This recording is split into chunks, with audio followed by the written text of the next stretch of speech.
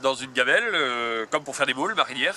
C'est-à-dire qu'on met les huîtres avec leurs coquilles dedans, du vin blanc, des oignons, machin, comme si c'était des moules, et on attend qu'elles s'ouvrent, et on les mange comme des moules. Alors je ne sais pas le temps, c'est chacun de tester. Est-ce que ça sera 5 minutes, 10 minutes de cuisson? De toute façon, elles vont perdre leur eau, comme les moules marinières, et elles vont être ensuite vont être pochées dans leur jus. Et avec oignons et vin blanc, il paraît que c'est une tuerie. Donc à tester, je ne sais pas ce que ça donne. Surtout, il faut que les huîtres soient parfaitement propres. Il ne faut pas qu'il y ait de vase du tout, il ne faut pas qu'il y ait d'algues dessus, il ne faut pas qu'il y ait de pissou, il faut qu'il n'y ait rien. Il faut que la coquille soit parfaite, comme des moules, quoi, aussi bien propres. Et ça peut être, je ne sais pas. Le premier qui essaye peut appeler Marilyn pour lui dire sur son blog, c'est très bon, faites comme ça, mais lancez-vous, essayez-moi ça. Je dois essayer aussi, hein, donc je vais sûrement essayer ces jours-ci.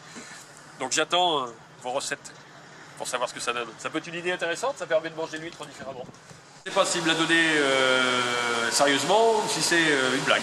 Donc on verra ce que ça donne.